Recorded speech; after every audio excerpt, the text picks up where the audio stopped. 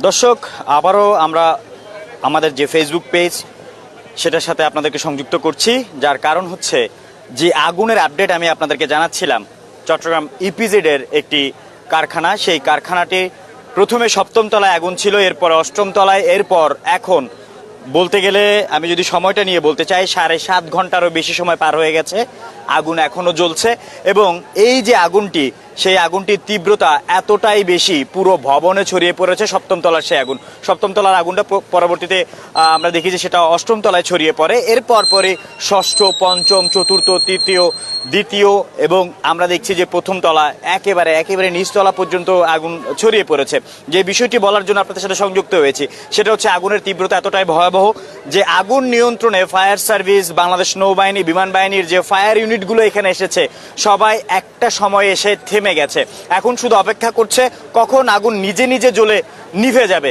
আবার এই অপেক্ষার মধ্যেই একটি বড় খবর আপনাদেরকে জানাতে চাই, সেটা হচ্ছে যে আমার ঠিক ডান পাশে যে ভবনটি এখন পর্যন্ত জ্বলছে সে ভবনের 8ম তলার ছাদটি ধসে পড়েছে। আমরা একটু যদি জুম করে সেটা দেখানোর চেষ্টা করি, সব একেবারে উপরের যে ফ্লোরটি রয়েছে 8ম তলা, সেই উপরের ফ্লোরের একেবারে স্পষ্ট বোঝা যাচ্ছে যে আগুনটি জ্বলে যে ছাদ, সে ছাদের উপর থেকে উঠছে এবং ভবনের ছাদের যে একটি অংশ সেটা যে ভেঙে পড়ে গেছে সের একটি বিকট শব্দও কিন্তু আমরা শুনেছিলাম।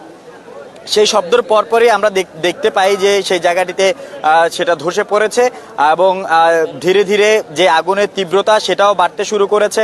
ফায়ার সার্ভিস কর্মীরা অবশ্য চেষ্টা করছেন আশপাশের যে কারখানাগুলো রয়েছে বা ভবনগুলো রয়েছে সেখানে যেন আগুন ছড়িয়ে না পড়ে, সেই চেষ্টাটাই এখন তারা চালাচ্ছেন। এবং তারা বলেছেন যে আগুন যে পরিমাণে তীব্রতা তাদের তীব্র আকারে ছড়াচ্ছে সেক্ষেত্রে এটা নিয়ন্ত্রণ করা সম্ভব।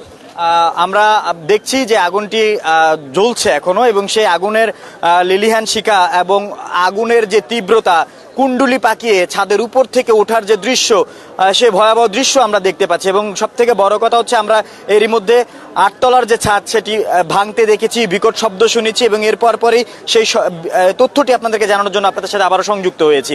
এই যে এটা একটা বড় শঙ্কার বিষয়, কারণ 8 তলার ছাদ যেহেতু আমরা এরই মধ্যে দেখেছি যে ধসে পড়েছে, সেক্ষেত্রে 7ম তলা, 6ষ্ঠ তলা, 5ম তলা এগুলোও কিন্তু আগুন যদি এভাবে জ্বলতে থাকে এবং নিয়ন্ত্রণে আনতে বেগ পেতে হয় সেক্ষেত্রে কিন্তু সেগুলো ধসে পড়ার একটি বড় শঙ্কা রয়েছে। এরই মধ্যে পুরো ভবনে আগুন ছড়িয়ে পড়েছে, নিচতলায় আগুন ছড়িয়ে পড়েছে। পুরো ভবনটিতে যেহেতু আগুন ছড়িয়ে পড়েছে সেজন্য ফায়ার সার্ভিসের কর্মীরা ভেতরে গিয়ে আগুন নেভানোর যে চেষ্টা সেটা করতে পারছেন না, কারণ আগুন প্রতিটি জায়গায় ছড়িয়ে পড়ে সেখানে যা যা রয়েছে সবগুলোকে জ্বালিয়ে দিয়েছে, ভৎস করে দিয়েছে, সেটাই আমরা দেখতে পাচ্ছি। যার কারণে আগুন এখনো দাউ দাউ করে জ্বলছে। ফায়ার সার্ভিসের কর্মীরা ভবনটির চারোপাশ দিয়ে তাদের যে কয়েকটি ইউনিট রয়েছে প্রতিটি ইউনিটের দিয়ে চেষ্টা চালিয়ে যাচ্ছে, তবে আগুন নিয়ন্ত্রণে আসছে না। বরং আমরা দেখছি যে সেই আগুন 7ম তলার আগুন এখন পুরো 8 তলা ঘিরে চারদিকে জ্বলছে, যার কারণে আগুন নিয়ন্ত্রণে আনতে এখন পর্যন্ত ফায়ার সার্ভিস বেগ পাচ্ছে।